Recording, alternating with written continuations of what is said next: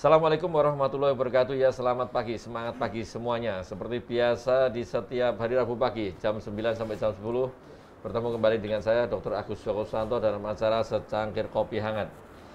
Acara Secangkir Kopi Hangat ini seperti biasa akan membahas halus-beluk seputar masalah autoimun dengan sistem imun tubuh manusia, ya. Dan seperti biasa nanti 1 jam ke depan kita akan membahas sebuah topik, ya, topik yang mana tidak lepas dari juga autoimun, ya. Topiknya akan berganti-ganti dan hari ini kita akan bahas topik yang sangat-sangat menarik dengan narasumber yang sangat luar biasa, sehingga silakan nanti bergabung join di acara Secangkir Kopi Hangat ini. Sebelumnya seperti kemarin-kemarin, karena sekarang masih era pandemi COVID-19, tetap jaga protokol kesehatan. Dan juga vaksinasi, ya, silakan yang belum vaksinasi, apalagi untuk yang booster, kita sukseskan vaksinasi sehingga pandemi COVID-19 segera berakhir dan kita bisa hidup normal dengan new normal, ya. Dan sebelumnya kita sapa dulu nih dari Sobat Muardi, dari Facebook, YouTube maupun Instagramnya Rumah Sakit Dr. Muardi. Selamat pagi semuanya, selamat beraktivitas dan silahkan nanti bergabung, ya, di Instagram sama Facebook, ya, Instagram dan Facebook Alergi Imunologi Solo. Selamat pagi, semangat pagi semuanya. Silakan untuk yang penyintas autoimun silakan bergabung.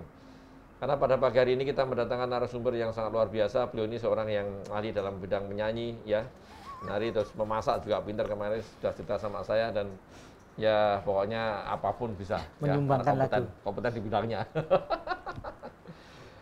Karena kita membahas autoimun dan mana ini terkait masalah masalah otot, ya, masalah otot di pagi hari ini. Judulnya sama belum lihat nih, otot dan kaku, ya, nyeri otot dan kaku di pagi hari, ya, adanya polimialgia rematika. Makanya kita hadirkan seorang spesialis penyakit dalam dari konsultan reumatologi, mungkin tidak asing lagi, ya, beliau ini seorang yang hebat, ya, ini kerjanya di rumah sakit Dr. Muardi juga, ya. Silakan datang, banyak ini, tanya aja, Dok, bisa menyanyi apa gitu, ya, bisa apa, pasti beliau itu hebat, ya.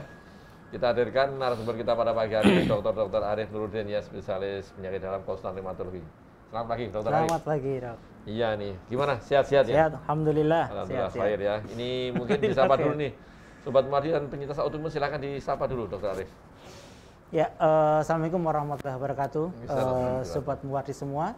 Hari ini saya diundang lagi nih untuk sekian kalinya untuk membicarakan tentang satu hal, yaitu nyeri dan kaku otot, ya, terutama pada pagi hari. Dan ini mungkin banyak kita alami, ya, saat ini, baik itu yang usia muda ataupun usia tua. Tetapi nanti akan ada satu tema khusus, yaitu katanya polimialgia reumatika, yang ini adalah nyeri dan kaku pada otot, terutama pada usia tua, Dr. Agus Joko. Oh, iya. Ya. Yes, silakan. Nanti kita bahas juga nih, kita bahas, enggak apa-apa nih. Kata ini kegiatannya apa? Sebelum kita membahas ini, harian gimana nih? Hariannya masih seperti biasa? Iya. Jadi ya masih sama, Dok. Jadi setiap pagi berangkat pagi-pagi kadang ngajar absen, ya. Kemudian sampai di Rumah Sakit Muardi mulai aktivitas ke pasien, kemudian membersamai residen, ya, betul sekali. Kemudian ada berbagai macam rapat-rapat yang mesti diikuti, kan, Dok? Ya, seperti itu rutinitas setiap harinya. Rutinitas, ya. Terus kapan pertanyaannya? Kapan olahraga? Kapan ini? Kapan ini? Susah nih pertanyaan ini mesti pertanyaan nih. Iya, ngapain ini? Olahraga tetap harus, Dok. Walaupun sekedar menggerakkan jari, ya, Dok. Olahraga jari. Apa itu? Ya, main HP, gadget. Iya, Dok. Dr. Arif, ini memang mungkin ya Sobat Muardi dan penyintas autoimun mungkin tidak asing dengan Dr. Arif Nuruddin ini, ya. Jadi nggak usah kenal kan, sekarang kan pakai masker jadi nggak begitu kelihatan, tapi bisa dilihat di flyer, ya. Ini fotonya 10 tahun yang lalu, jadi nanti mungkin Mas Reza bisa dirubah lagi foto yang terbaru, ya. Foto terbaru mungkin lebih ikonik. Lebih matang. Lebih matang semuanya. Dari ototnya, rambutnya, semuanya lebih matang. Dr. Arif, kita pagi hari ini akan membahas sebuah topik yang sangat luar biasa, ya.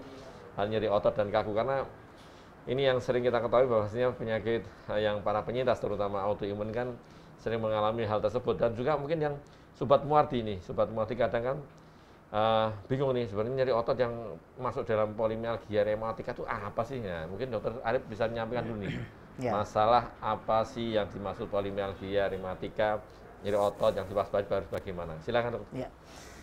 Baik, sobat muwardi sekalian, jadi polimialgia rematika merupakan salah satu kelainan inflamasi pada otot ya, yang terutama menyerang pada usia tua dok. Jadi bukan pada usia muda. Jadi berbeda dengan rheumatoid arthritis ataupun SLE ataupun yang lain.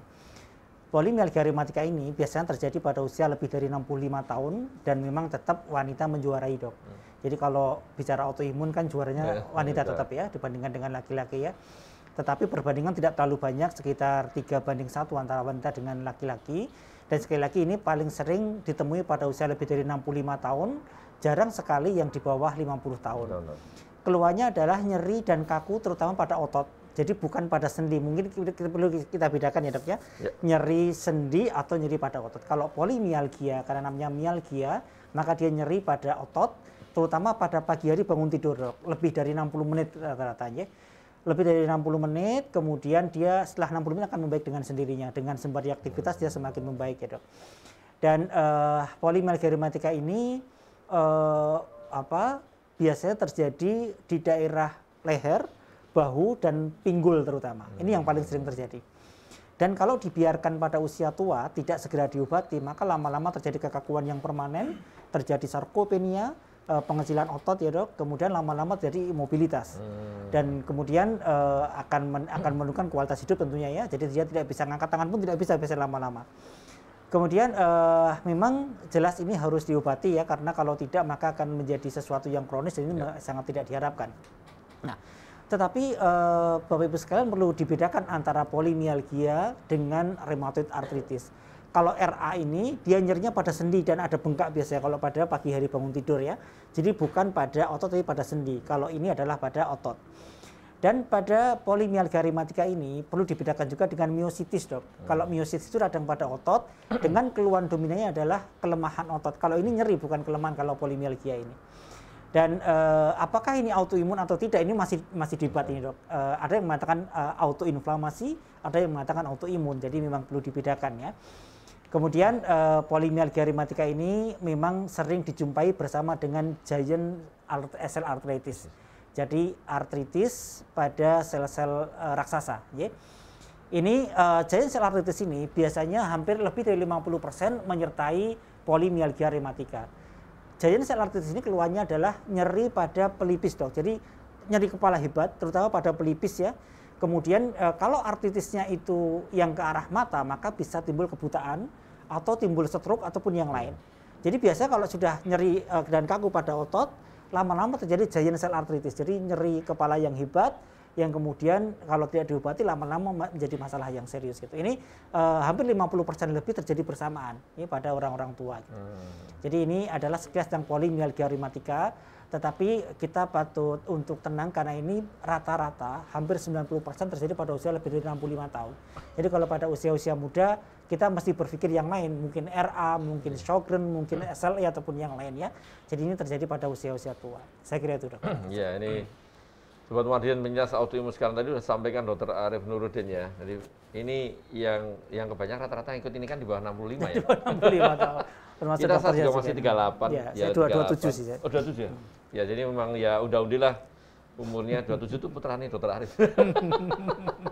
Jadi ini memang kebanyakan di perempuan ya, lebih banyak tadi sampai Dr. Arief 3:1. Ya selain juga karena masalah kenapa banyak perempuan di usia itu karena kan ya salah satunya ya survival banyak hidupnya kan lebih banyak yang perempuan tuh, yang perempuan rata-rata ya.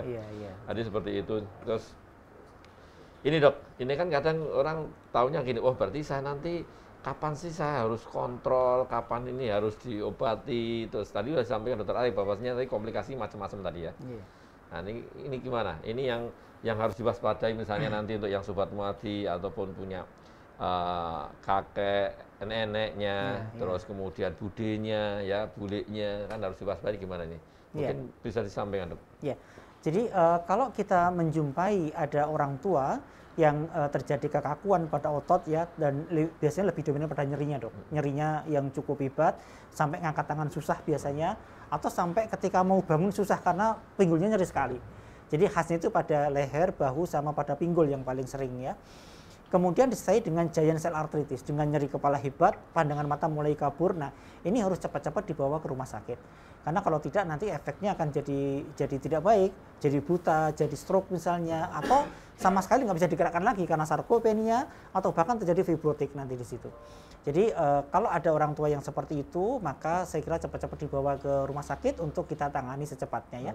Dan penanganannya pun juga cukup bisa efektif, artinya dia bisa reversible dok, dia bisa membaik. Jadi kalau keluhan belum terlalu parah dia bisa membaik ya. Tetapi kalau sudah dibiarkan sampai dengan parah, ya ini harus kerjasama multidisiplin dengan fisioterapis dan dengan yang lain-lain gitu.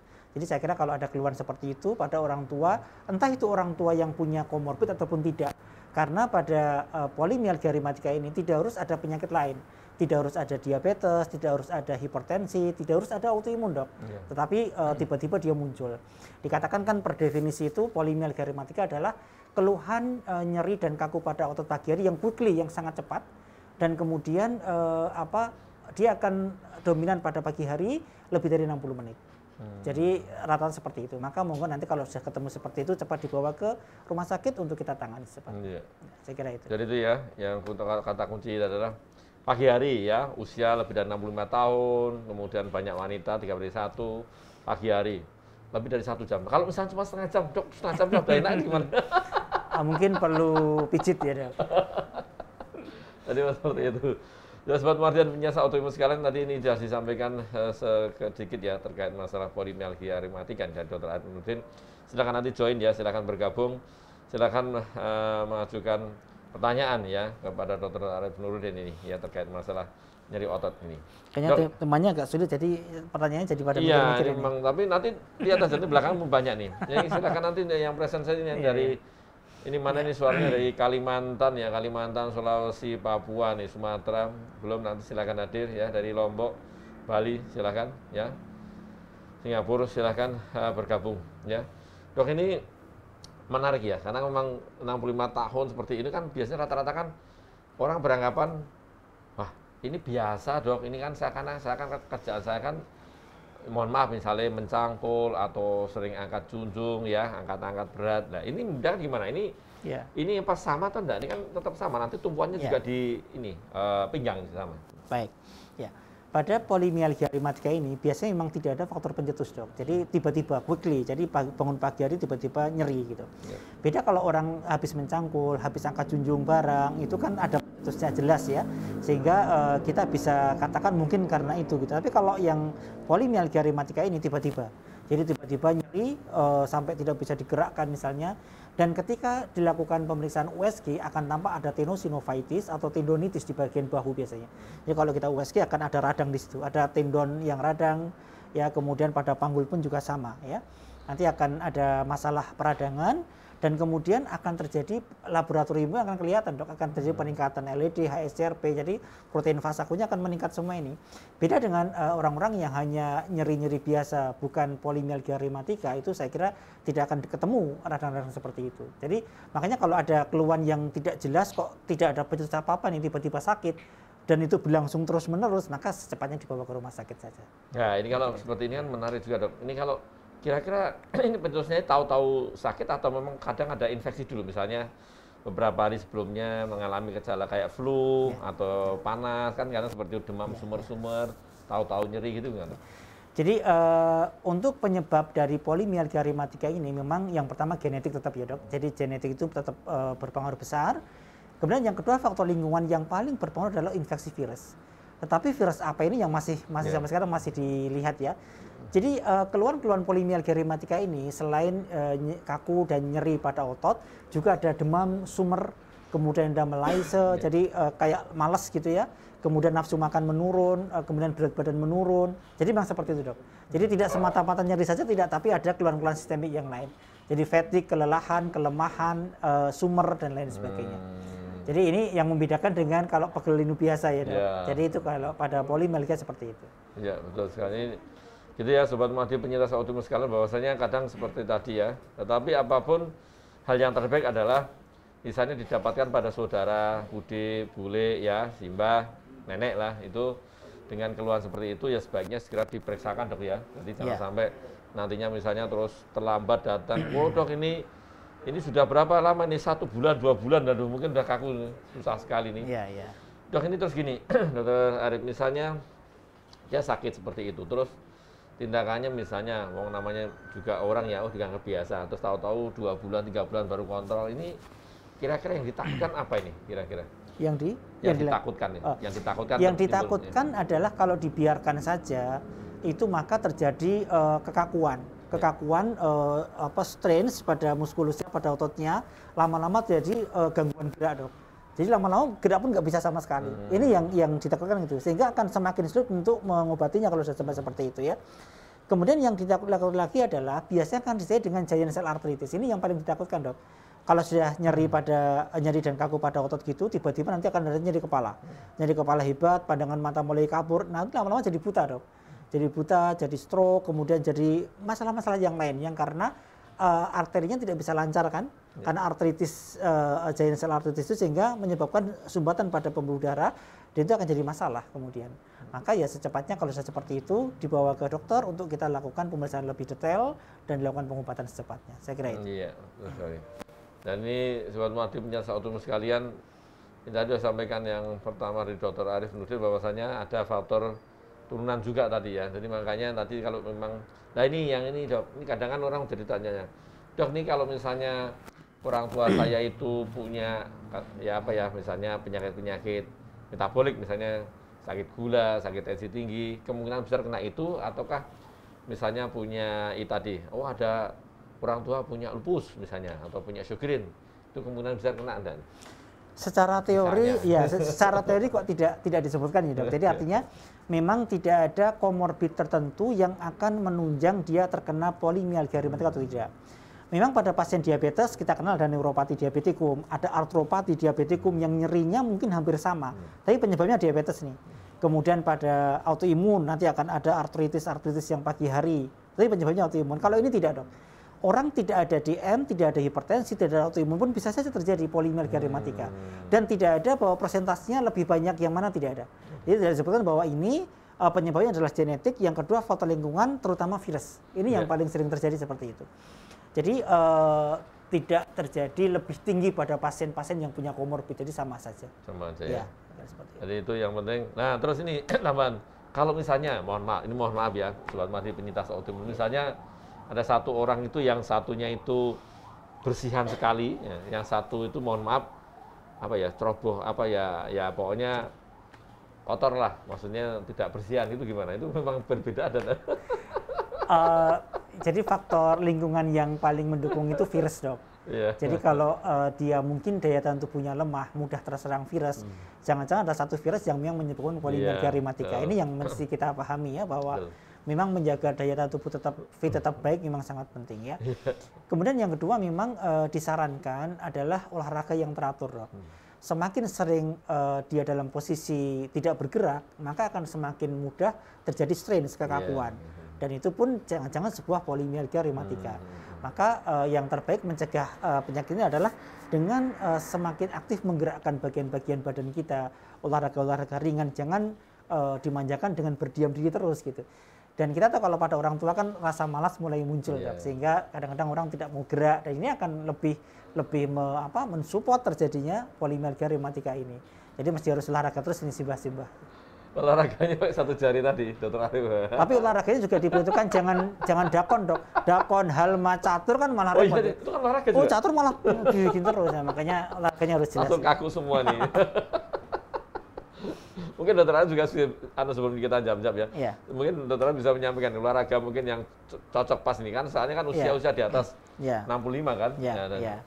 Dok, bolehkah saya tuh main senam aerobik kan gitu, apa senam zumba gitu kan? Atau angkat besi. Angkat besi. Barbel ya, angkat besi tapi yang satu on itu. Boleh nggak para layang ini ya?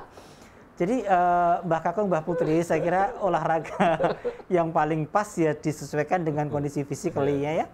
Kalau memang bisa itu kan sekarang ada olahraga khusus geriatri, Dok. Senam-senam yang tidak terlalu menumpu pada persendian, tidak terlalu berat dari sisi kardionya ya. Saya kira itu yang perlu digalakkan. Jadi bukan olahraga yang bersifat memberatkan, kemudian istilahnya itu terlalu banyak menumpu, itu yang tidak boleh. Jadi dan harus pakai pengaman kayak deker dan lain sebagainya. Yang penting adalah olahraga pada orang tua itu menggerakkan otot dan sendi supaya dia bergerak. Itu saja kok. Tidak perlu terlalu banyak beban gitu. Jadi asal digerakkan itu akan membuat banyak perbaikan. Orang yang sering bergerak itu nanti akan ususnya juga mobilitasnya akan menjadi baik. Jadi tidak gampang konstipasi, tidak gampang sembelit ya dok. Kemudian buang air kecilnya juga tidak gampang menjadi masalah gitu. Jadi yang penting menggerakkan badan. Tapi menggerakkan badannya yang teratur. Kan ada simbah-simbah yang bilang saya sudah macul setiap hari kok. Nah, tapi kan itu tidak terukur gitu ya dok. Jadi mesti ada ukuran-ukuran yang pas bahwa ini adalah olahraga gitu. Iya. Saya kira itu. Betul sekali. Jadi itu ya Sobat Madi punya autoimun sekalian bahwasanya bekerja dengan olahraga berbeda ya. Yang satu kalau bekerja kan pembebanan, dibebani. Kalau ini kan adalah untuk kalau olahraga itu melatih otot. Tadi betul sampaikan Dokter Arif tadi. Yang penting gerak tetapi sesuai sendinya. Jangan sendinya gini diputar-putar ya malah nanti potes gitu. Jadi sesuai sendinya, sesuai kemanfaatannya ya. Jadi seperti itu. Olahraga pokoknya nanti jangan ikut para layang lah. Tapi ada juga yang usia 7 ada yang ikut para layang ya. Memang itu tapi satu di antara 1 juta lah. Itu banyak. Mbah Kakung yang sering di sawah boleh diganti cangkulnya dengan golf. Itu juga lumayan itu tidak. Oh iya tidak juga itu golf. Golf yang dipakai bukan bolanya, bola apa itu? Kerang itu. Ini kita jawab satu demi satu nih dari Suratman nih, Suratman 802 nih. Mohon izin dokter bertanya. Tindakan awal yang bisa dilakukan bila hal ini terjadi di rumah. Oh iya, maksudnya yang tadi ya. Gimana dok? Ya. Jadi kalau ada yang terjadi kekakuan pada otot yang tiba-tiba pada pagi hari, maka seyogianya secepatnya untuk menggerakkan ya. Jadi digerak-gerakkan karena dengan gerakan itu nanti akan akan melenturkan, kemudian tidak terjadi kekakuan lagi. Jadi melemaskan otot itu sangat penting pada pasien dengan keluhan polimialgia rematika seperti ini. Jadi digerak-gerakkan, jadi jangan begitu nyeri atau malah diem saja, ini malah jadi masalah. Jadi mesti digerakkan pelan-pelan. Kalau memang toh tidak bisa menggerakkan sendiri, maka silakan dibantu sama cucunya, sama anaknya untuk digerakkan dok.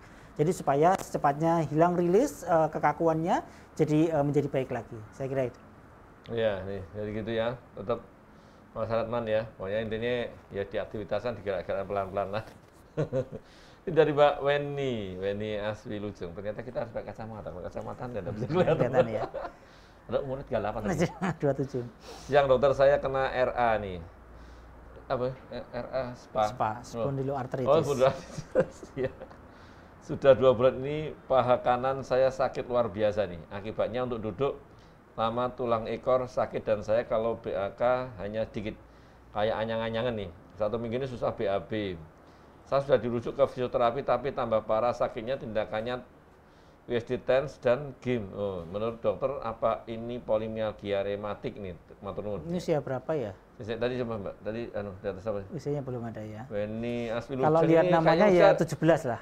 Enggak, ini ya tetap ya kisaran di bawah 60 lah pasti. Iya. Kalau dibilang Mbah Weni kan kayak aneh. Ya.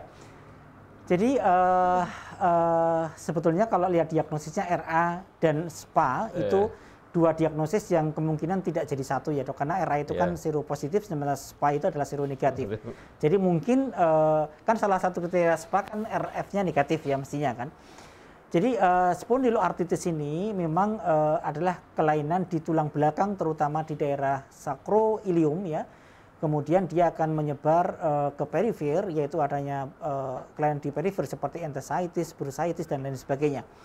Nah, tetapi kayaknya tidak ada hubungan langsung antara anyang-anyangan dengan SPA ini. Mungkin anyang-anyangannya karena ada infeksi saya kira ya. Ada infeksi ISK itu memang kadang-kadang menyebabkan BAB-nya juga menjadi masalah. Jadi saya kira dipastikan dulu, satu, ini masalahnya kan yang pertama ada nyeri pada paha yang hebat. Tahun ya? Oh, usia 50 tahun. Jadi ada nyeri paha yang hebat. Nyeri paha ini sebetulnya bukan termasuk bukan termasuk tempat lokasi untuk polimialgia rematika dok. Karena yang paling sulit adalah di panggul, bahu sama leher terutama ya. Kalau paha memang di beberapa referensi tidak disebutkan di paha itu.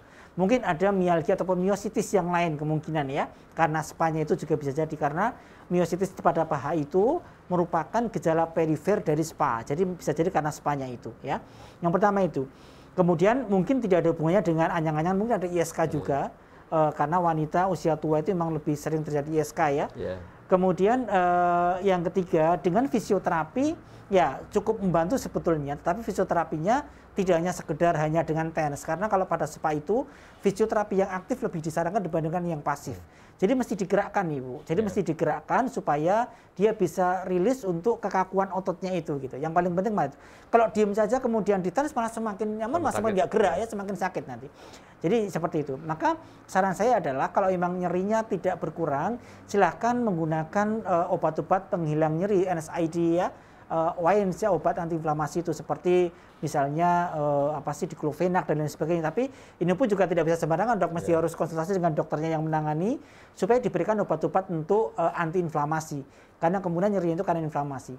Dan pada pasien dengan SPA ini memang paling obat first line-nya, obat pertamanya adalah NSAID dok. Menggunakan diclofenac, meloxicam, celecoxib ataupun yang lain. Maka silakan konsul dengan dokternya untuk diberikan obat-obat tersebut dan kemudian fisioterapinya dirubah dari yang pasif jadi yang aktif. Jadi bukan sekedar dipijat, bukan sekedar disinar tapi digerakkan gitu. Ini yang paling penting malah seperti itu. Ya, kemudian untuk buang air kecilnya saya kira ya harus dipastikan jangan ada infeksi atau tidak. Saya kira seperti itu. Kayaknya Bu Weni nih 50 tahun saja. 50 tahun. Bu Weni mungkin asupan minum coba asupan minumnya kurang atau tidak. Sering nahan kencing tidak, itu kan juga bermasalah. Jadi nanti misalnya kencing, kalau nanti seperti itu dirubah, sering nahan kencing, sudah tidak sering nahan kencing, minumnya sudah mencukupi ya, paling nggak 1,5–2 liter sehari semalam, lihat seminggu masih tetap sakit, ya ceklah ke dokter ya dok ya. Nanti biar diperiksa, paling minimal dicek kencingnya, adakah infeksi atau dan sebagainya, nanti biar dilihat. Dan tadi sudah sampaikan Dr. Arif Nuruddin ini ya, jadi itu bedanya ya.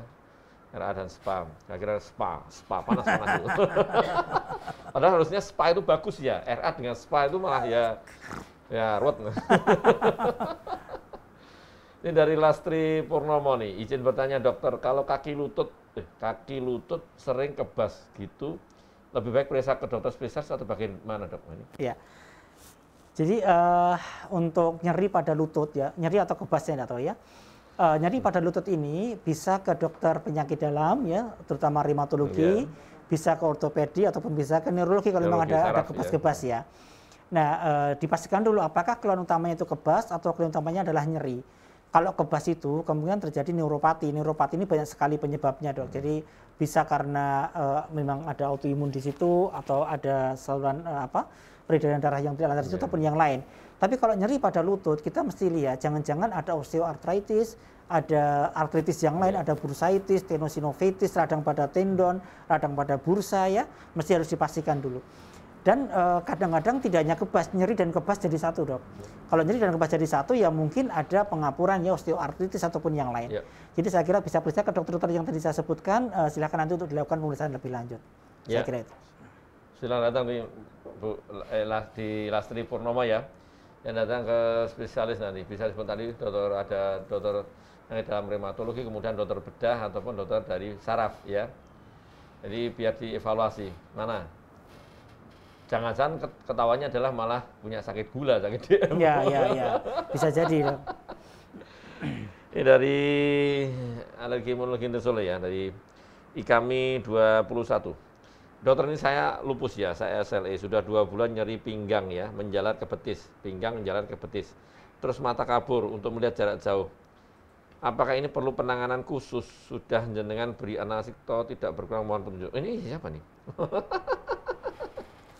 Gimana nih dok? Ya, saya kira silakan konsultasikan lagi kepada dokter DPL-nya yang menangani untuk dipastikan apakah kaburnya mata itu ada hubungannya dengan SLE-nya atau tidak. Atau ada hubungannya dengan pengobatannya atau tidak. Karena pasien SLE ini akan sangat rentan juga terjadi masalah pada mata. Entah itu neuritis ya, entah itu katarak ataupun yang lain, atau karena pengobatannya misalnya menggunakan hidroksikloroquine. Kita mesti lihat karena ada efek samping ke mata juga, atau steroidosis tinggi jadi katarak misalnya. Maka silahkan konsultasi lagi ke dokter, jangan sampai ditunggu sampai tidak bisa melihat ya dok. Karena ada beberapa pasien itu yang sampai tidak bisa kembali lagi ya matanya, maka silahkan kembali kepada dokter yang menangani untuk dilakukan pemeriksaan lebih lanjut lagi. Saya kira itu. Gitu ya, baik IKW ya. Silahkan semua nanti kita kontrol ya. Terus nanti dievaluasi apakah nanti hubungannya ada itu ya. Tadi sudah sampaikan Dr. Arif Nuruddin ya. Memang bisa juga dari pengobatan ataupun memang dari komplikasi dari autoimunnya ya. Ini dari Mbak Winasri ya, Winasri. Assalamualaikum warahmatullahi wabarakatuh, Dr. Arif dan Dr. Agus Joko. Saya penyintas autoimun dengan lupus, Sjogren, RA, HNP, spondylosis, colitis, IBD. Izin bertanya dok, saya sekarang mengalami kekakuan di sendi lutut dan sangat nyeri bahkan bengkak dan sekarang tidak bisa jalan dok. Bentar. Apa gejala tersebut bisa bermanifest kena polimialgia karena saya ada RA dan SLE. Sudah 4 hari ini tangan bengkak dan kaku hingga tidak bisa aktivitas total. Ini umurnya kayaknya belum ada 65 tahun. Ada ya. Ya dok. Silakan. Jadi kalau lihat penyakitnya sangat lengkap ya dok. Ya. Ada SLE, Sjogren, RA, HNP, spondylosis, colitis, bahkan colitis IBD juga ada ya. Jadi kalau kita lihat memang sangat kompleks ya. Dan bengkak pada lutut ini itu kan bisa terjadi karena autoimunnya atau karena autoinflamasinya. Karena SLE, Sjogren, RA itu autoimun, sementara colitis IBD itu adalah autoinflamasi. Jadi ada yang mengatakan autoinflamasi. Dia termasuk dalam spondyloartritis ya, yang seronegatif, terutama pada enteropatik artritisnya itu. Kalau ada colitis IBD ini, bisa jadi memang jadi enteropatik artritis dengan keluhannya yang muncul adalah bengkak pada sendi karena ada bursitis ya. Sehingga penanganannya memang harus kompleks ya. Kalau memang ada bengkak pada sendi dan itu memang bursitis, maka harus memang dilakukan injeksi intrabursanya itu untuk ditekan supaya tidak memproduksi cairan lebih banyak lagi ya. Jadi kalau saya sampaikan bahwa keluhan ini memang dari kompleksitas dari penyakitnya ini, dari eranya bisa jadi nyeri yang sangat hebat, dari colitisnya juga bisa terjadi, Sjogren juga bisa, SLE juga bisa. Jadi sangat kompleks sekali. Monggo silahkan kembali ke dokter yang menangani untuk dikonsultasikan lebih lanjut lagi, kira-kira perlu tambahan obat atau tidak. Karena kalau memang kompleks seperti ini kan masing-masing saling memperberat. Jadi SLE memperberat Sjogren, Sjogren memperberat RA memperberat colitis dan lain seterusnya. Sehingga obatnya pun juga mesti obat-obatan yang bisa mengatasi semuanya gitu kan. Bisa jadi bisa menggunakan golongan sulfa misalnya untuk colitisnya dan dia dikombinasi dengan yang lain. Saya kira seperti itu dokter. Ya. Sudah ronsen waktu mondok di Muarti saya mengalami OA. Apalagi tambah OA lagi dong. Jadi OA ini kan pengapuran ya. Kalau OA ini pun juga kadang-kadang bisa memicu munculnya bursitis ataupun bahkan septic arthritis ya dok. Karena OA ini kalau sudah jadi pengapuran sangat rentan terjadi lepasnya cartilage tulang rawan, jadi debris. Kalau jadi debris jadi pusat infeksi nanti. Jadi septic arthritis. Ini silakan kembali lagi ke dokternya untuk dilakukan pemeriksaan lebih lanjut lagi. Ya, gitu, Poin. Silakan datang. Nanti kamu nanti langsung ke dokter Arif Nurdin. Kita lihat ini OA-nya ya. Bagaimana nih? Jadi yang jelas adalah seperti biasa ya untuk sobat Muardi penyintas autoimun biasanya saya pesan dok.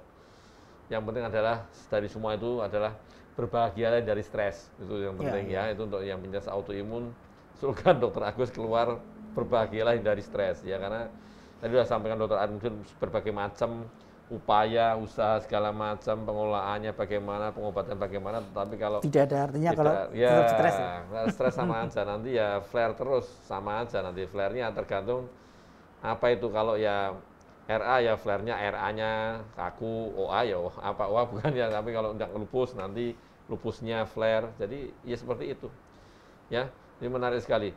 Silakan untuk yang sobat Muardi dan penyintas autoimun sekalian ya, silakan bergabung dan silakan ini mengajukan pertanyaan ataupun ini kalau nggak tahu ya, memang ini penyakit kadang baru dengar ya, ini aja soalnya kan polimialgia rematika itu kan juga mungkin mohon maaf ya, itu mungkin mohon maaf banyak juga dari medis, para medis juga belum tahu nih, belum familiar ya. Ternyata ada perbedaan ini ya, ini kan mialgia, mianya ototnya ya, mio. Ya, dok, ini kan kalau kita bicara yang polimialgia rematika ini kan usia-usia segitu ya. Nah ini kan juga sebagai ini tantangan ya, tantangan dalam artian kita kan dalam satu sisi sekarang kan angka harapan hidup semakin lama semakin tambah ya. Nah, berarti dengan ketambahan ini berarti kemungkinan untuk timbulnya polimialgia rematika itu juga sangat meningkat nih. Nanti mungkin dokter Arif bisa menyampaikan nih kiat-kiatnya bagaimana ini, dan ini kan biasanya kan menyerang pada orang-orang yang mohon maaf yang sudah mulai pensiun kan, 60 tahun pensiun, sudah pensiun harusnya menikmati nyantai, tahu-tahu malah badannya sakit semua. Dok, saya tuh habis pensiun mau jalan-jalan malah nggak bisa jalan-jalan nih. Iya. Gini, dok, gimana? Iya dok, memang betul bahwa orang tua itu sangat rentan terhadap banyak sekali penyakit dok, termasuk polimialgia rematika ini. saya setuju Dr. Agus Joko tadi bahwa kuncinya di psikis ya dok. Psikisnya harus tetap baik. Kalau ada orang tua yang kemudian post power syndrome, kemudian dia bahkan ada yang kebalikannya post power syndrome, dia malah mengurung diri di kamar, tidak mau bersosialisasi, ini sangat rentan terjadi polimialgia rematika. Jadi buat para orang tua ataupun yang anak-anak yang masih punya orang tua, cucu yang masih punya kakek nenek ya, disarankan tetap bergerak, tetap gerak dan gerak terus gitu. Jadi jangan halangi simbah-simbah kalau mau gerak. Kan biasanya kan anak-anak kan diiman-iman, wah buatan saya gerak-gerak, buatan saya nyapu, buatan saya ngepel gitu. Tapi sesungguhnya malah itu lebih baik ya, asalkan tidak berlebihan. Karena ada juga yang berlebihan dok, umur 90 tahun masih macul, itu kan masih banyak gitu. Iya. Dipenging susah, dipenging jangan biasanya. Nah, maksud saya biarkan beliau-beliau tetap bergerak, asalkan yang terukur. Jadi artinya tidak terlalu berlebihan gitu ya. Jangan dihambat malah ya. Kemudian yang kedua, sosialisasi kepada masyarakat, tetap rapat RT, tetap arisan, ini sangat penting untuk supaya psikisnya baik ya dok. Karena semakin mengurung diri di kamar, semakin tidak gerak, semakin jadi muncul ini polimialgia rematikanya ini. Jadi kemudian senangkan psikisnya, dibikin bahagia ya, dibikin tetap merasa menjadi orang yang terhormat, orang yang dihargai gitu kan dok, ini sangat penting sekali. Jadi saya kira itu, dan sekali lagi lakukan olahraga yang rutin ya, walaupun dia tidak terlalu berat tapi harus rutin. Digerak-gerakkan tangannya, lehernya, pinggulnya supaya tidak terjadi kekakuan pada orang. Saya kira itu. Iya, betul sekali.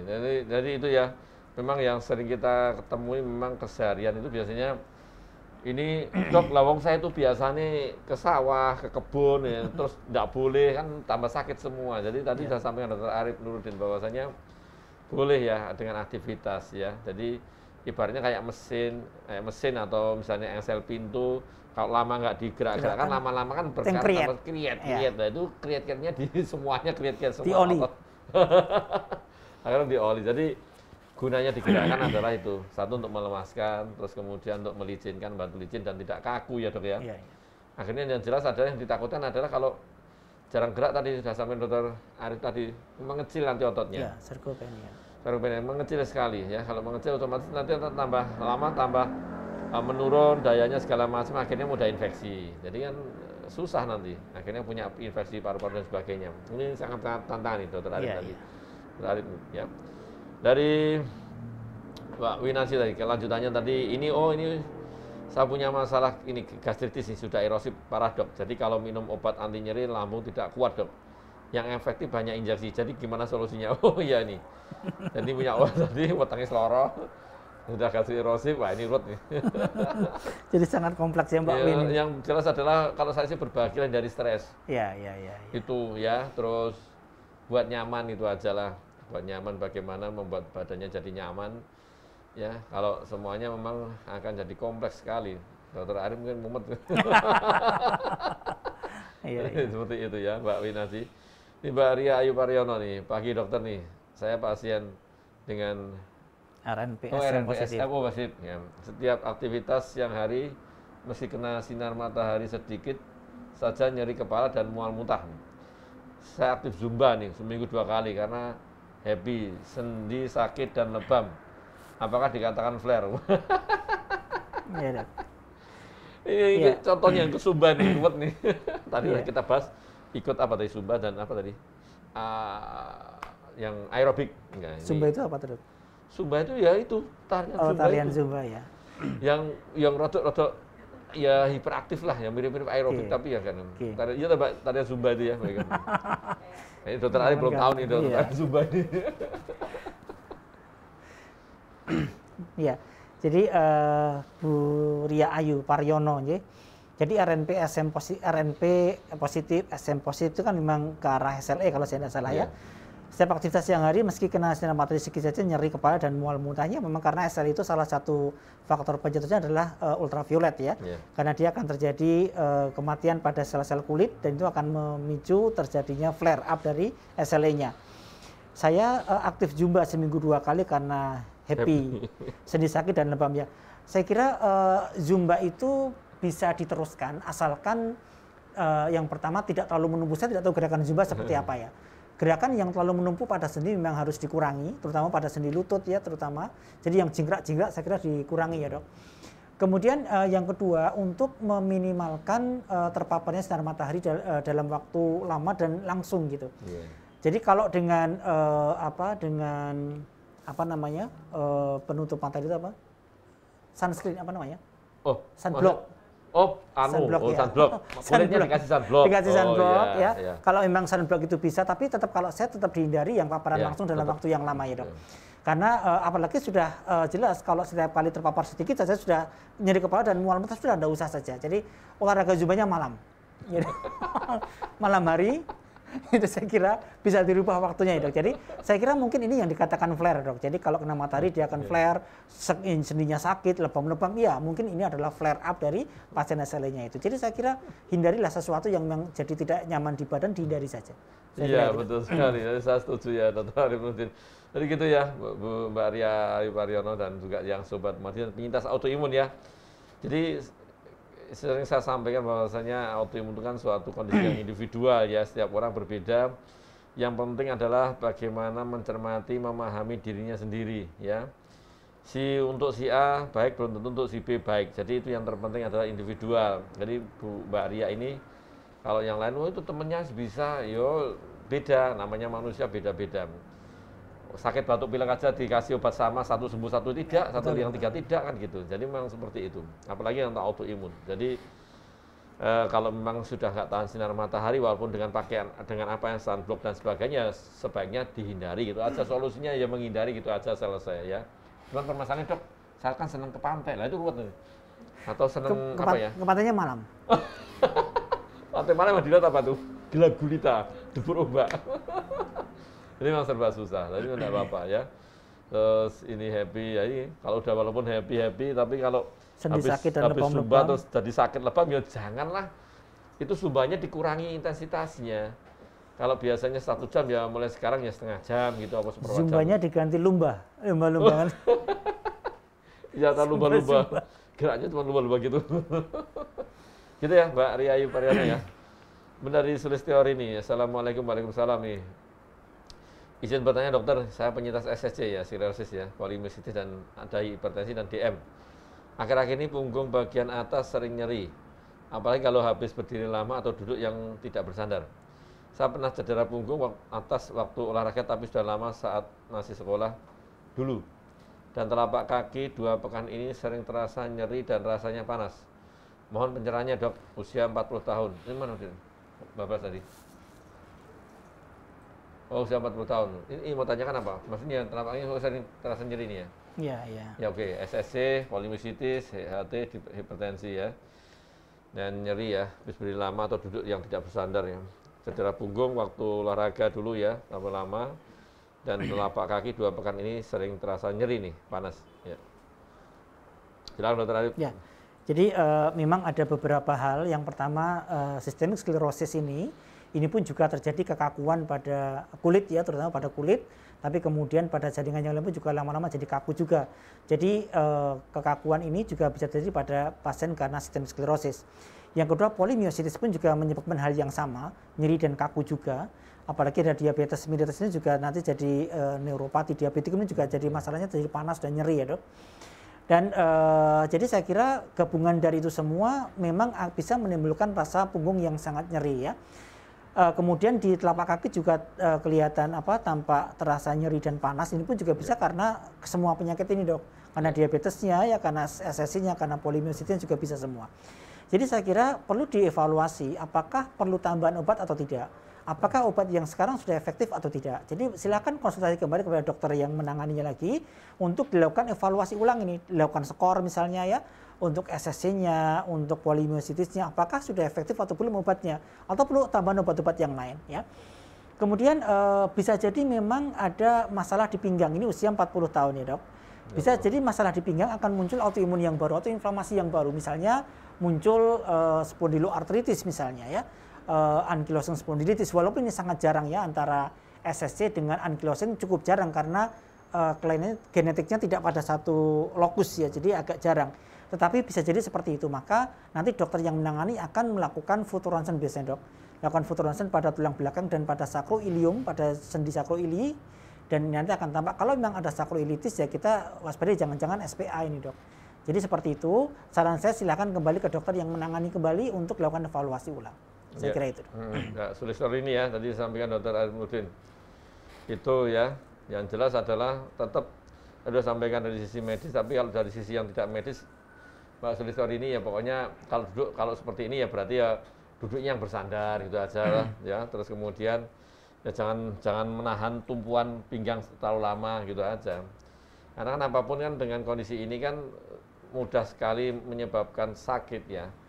Jadi ya tadi seperti selain Dr. Arimuddin sampaikan ya begitu aja. Pokoknya kalau tidak bersandar berarti kita bersandar gitu aja ya dok ya. Terus gitu aja selesai. Bersandar sakit nggak usah iya, bersandar. jadi memang karena gini, apapun ya kalau kita paksa itu kan sama dengan seperti ini. Pak dokter saya kan pengen saya tuh batuk saya sembuh tapi saya tetap merokok lah, kasih obat batuk tindakan dosisnya tapi tetap merokok sama aja kan, sama aja. Jadi intensitasnya dikurangi ya. Jadi caranya mengurangi intensitas kegiatan yang menyebabkan nyeri ya, nyeri atau tadi peradangan timbul. Jadi ya Mbak Sulistiari ini tadi ya. Ini Mbak Nur Suhardiah nih, saya RA dan SS dok. Tiap hari sendi sakit, kaku dan nyeri, jari-jari tangan kanan dan yang sudah bengkok apakah bisa kembali seperti semula? Oh ya dia bengkok ya. Tiap hari badan sakit semua dan kadang-kadang terasa panas sampai telapak kaki dok. Karena harus bagaimana lagi apa nih Mbak? Rutin kontrol, tapi belum apa? Tapi tiap bulan, matur nuwun dok.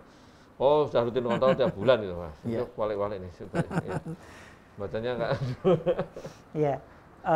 Bu Nur Suhardiah.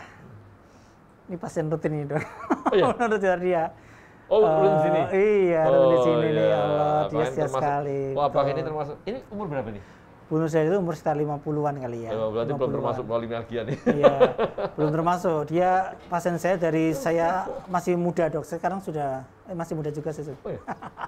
Oh, sejak saya masih muda maksudnya. Saya masih 38, dokter tadi ya. 7. Iya, Bu Nur Suhardiah, terima kasih pertanyaannya. Jadi pada pasien rheumatoid arthritis ataupun RA itu kalau sudah terjadi bengkok sendi, itu kalau di Indonesia belum bisa dikembalikan seperti semula. Karena sudah terjadi namanya deformitas, sudah tulangnya bergeser-geser Bu Nur. Kalau di luar negeri, di Jepang itu saya pernah lihat memang ada operasi yang finger, jadi dia bisa mengembalikan lagi posisinya ya. Walaupun tidak sempurna 100% tapi bisa kembali lagi. Tapi kalau di Indonesia belum bisa. Jadi kita hanya bisa mencegah supaya tidak terjadi deformitas perubahan sendi pada sendi-sendi yang lain. Dengan obatnya rutin ya. Tapi masalahnya yang Bu Nur ini kan obatnya kita berikan rutin tapi perutnya juga bermasalah dok. Sehingga memang kadang-kadang kita dilema banget ya. Tapi saya kira ya sabar Bu Nur, sabar, terus kontrol rutin dan obat yang rutin terus diminum supaya tidak terjadi deformitas pada sendi-sendi yang lain. Cukup cuma 1-2 jari saja. Yang lainnya insya Allah tidak akan terjadi lagi.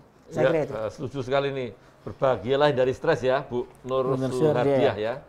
Setuju sekali ini. Jadi kan semua pengobatan untuk autoimun adalah memperlambat proses ya perjalanan autoimunnya atau kadang menghambat, tapi memang kalau menghambat sih sulit ya, tapi memperlambat prosesnya. Setuju Dr. Arim tadi, kalau dia tidak yang lain kena, jadi ya cukup itu saja, jangan menambah ya dok ya. Iya. Itu yang memang semua yang terapi yang diberikan ini. Tadi Mbak Nur Suhardiah tadi ya. Oh ini Pak Winargi, aduh, mohon maaf dok, ini izin bertanya lagi, akhir ini kulit saya mudah sekali mengelupas dok. Tanpa sebab, tanpa lecet atau luka, tiba-tiba terkelupas terutama di tangan dan paha dok. Apa penyebabnya? Saya juga ada dermatitis atopi autoimun juga nih dok. Ini gimana? Oh kulitnya gampang lupas. Ya, oke. Saya kira ini bagian dari autoimunnya kali ya. Jadi masih satu rangkaian Bu Win, masih satu rangkaian dari autoimunnya itu ya. Apalagi kalau memang ada dermatitis, atopi dan segala macam ya saya kira masih rangkaian itu ya. Jadi obatnya pun juga masih satu rangkaian saya kira ya. Betul, memang agak sulit sekali ini karena memang banyak sekali autoimun jadi satu nih di Mbak Winarsi ya. Yang paling bagus adalah kayaknya gini Mbak Winarsi dan juga semua penyintas autoimun healing ya. Healing itu penting dulu ya. Sekarang ada saya kenal healing itu ya juga dari omongan healing. Dulu nggak tahu namanya healing. Saya kira healing itu healing apa? Healing beling apa healing gelas? Ternyata oh ini berwisata kemana gitu artinya, jadi tidak apa-apa, tapi jangan sampai dengan proses healing atau berwisata ini kok malah tambah sakit flare ya bisa juga karena terlalu euforia main ya dok biasanya. Tapi ada satu yang euforia tapi kadang bisa sakit bisa enggak, itu kalau ke mall. Nah, healingnya ke mall ini, Mbak Wika kadang ke mall ini, harusnya ke mall. Nanti kalau biasanya wanita itu kalau sesakit, kadang saya ini dalam tanda kutip ya, mulai sesakit terus diminta ke mall gitu malah seneng kali sehat. Tapi tambah sakit kalau pulangnya nggak bawa tentengan, selesai. Itu tambah sakit tuh. Tapi kalau begitu bawa tentengan sehat semua. Yang sakit akhirnya suaminya. Dokter Arif ini. Jadi seperti itu. Jadi istri ke mall, yang flare suaminya flare semua. Ya tadi flare nanti. Jadi flare, gantian flare-nya. Ya tidak apa-apa, sekali-kali suaminya flare. Jadi kayak itu. Dan ini memang menarik ya. Jadi untuk Sobat Muardi dan penyintas autoimun sekalian, jadi polimialgia rematika ini memang sesuatu yang kondisi yang sangat unik ya. Sebenarnya unik-unik tidak unik ya. Ini yang jelas adalah tadi sudah disampaikan Dr. Arif Nurudin, saya ulangi bahwasanya yang terkena adalah seringnya di atas usia 65 tahun ke atas ya. Dan memang wanita tetap mendominasi karena memang ya jumlah wanita lebih banyak dan sekarang itu ya. Dengan di luar itu juga iya ya. Dok, ini kalau misalnya ini kalau yang belum disampaikan di terakhir adalah komplikasi nih. Biasanya polimialgia ini yang paling komplikasinya paling sering apa nih? Selain tadi udah sampaikan mungkin giant ya, artritis apa? Jadi polimialgia rematika ini nanti kalau memang tidak diobati dengan baik, maka lama-lama terjadi kekakuan yang permanen, Dok. Kaku permanen itu akhirnya tidak bisa gerak sama sekali. Jadi ngangkat tangan nggak bisa ya, kemudian bangun dari tidur nggak bisa karena panggulnya juga sangat kaku ya, Dok. Jadi tentu ini akan menyebabkan penurunan kualitas hidup, apalagi pada orang tua. Nanti akan diiringi dengan nafsu makannya mulai turun, mulai stres ya, mulai mengurung diri, maka akan muncul penyakit-penyakit geriatrik yang lain, Dok. Mulai susah buang air besar, buang air kecil, ISK, sepsis dan lain sebagainya. Maka kalau pada orang tua memang seyogianya kalau sudah mulai ada keluhan-keluhan seperti itu ya segera untuk dilakukan pengobatan supaya tidak mengarah kepada tidak bisa gerak sama sekali, Dok. Apalagi kalau ada giant cell arthritis ya. Mulai matanya kabur, nyeri kepala hebat yang tidak sembuh-sembuh. Nah, ini yang harus segera diobati. Ya, saya kira itu. Betul sekali ya. Jadi itu ya, Sobat Muardi penyintas autoimun sekalian. Dan ini polimialgia rematika walaupun ini mungkin dalam tanda kutip barang baru ya, nama baru, walaupun sudah dikenal agak lama, tetapi untuk yang Sobat Muardi dan penyintas autoimun sekalian mungkin ya, ini sebagai suatu kondisi yang tanda kutip barang baru. Polimialgia rematika itu apa sih? Nanti bisa datang ke rumah saya Dr. Muardi, nanti bisa ketemu Dr. Arif Nurudin ya, Dok ya. Nanti biar ketemu di sini dan kita memiliki ini, Dok. Nanti kalau kita memiliki grup komunitas autoimun ya, komunitas autoimun silakan yang bergabung di grup komunitas autoimun di 0852 8206 2239 ya. Saya ulangi, ini yang hanya penyintas autoimun yang boleh ikut, kalau yang mohon maaf yang sehat ya enggak usah. Itu di 0852 8206 2239. Dan hasil live streaming pada pagi hari ini bisa dilihat kembali di Facebook maupun YouTube-nya Rumah Sakit Dr. Muardi, dan kalau sudah dilihat adalah bisa Anda like, follow, subscribe dan share, karena insya Allah acara Sangkir Kopi Hangat ini tidak hoax ya, karena kita menghadirkan narasumber yang kompeten di bidangnya. Dan tidak terasa ini 1 jam sudah mau selesai nih, Dok. Dan ini di penghujung acara nih, ya mungkin ada istilahnya pesan-pesan dari Dr. Arif Nurudin terkait masalah apa itu polimialgia rematika. Ya, jadi kalau kita menjumpai mungkin diri kita yang sudah usia lebih dari 65 tahun, atau orang tua kita, atau nenek kita, kakek kita ya, mengalami keluhan kekakuan pada pagi hari yang tiba-tiba, dan dia berlangsung cukup lama, lebih dari 60 menit, dan apalagi ditambah dengan nyeri kepala yang hebat, maka secepatnya dibawa ke rumah sakit untuk dilakukan pemeriksaan lebih lanjut. Jangan-jangan polimialgia rematika, supaya tidak terlanjur kemudian sudah tidak bisa gerak baru kemudian diobatkan kan. Iya. Ya, saya kira itu, Dokter. Ya. Terima kasih sekali ya, terima kasih sekali atas kehadiran Dr. Arif Nurudin ya, spesialisnya dalam konsultan reumatologi di acara Sangkir Kopi Hangat ini. Dan terima kasih nih Sobat Muardi dan penyintas autoimun sekalian, tidak terasa ini 1 jam nih ya. Padahal tadi perasaan baru ngomong setengah jam misalnya. Jadi 5 menit ya, Dok. Dan untuk Sobat Muardi dan penyintas autoimun sekalian, insya Allah kita akan ketemu kembali di Rabu minggu depan ya, di jam yang sama, jam 9 sampai jam 10 di acara Sangkir Kopi Hangat bersama saya Dr. Agus Susanto dengan topik yang tidak lepas dari penyakit autoimun. Sekali lagi terima kasih atas kehadiran Dr. Arif Nurudin, dan juga terima kasih semuanya. Kita sebutkan sekian, akhirul kalam, wassalamualaikum warahmatullahi wabarakatuh. Waalaikumsalam warahmatullahi wabarakatuh.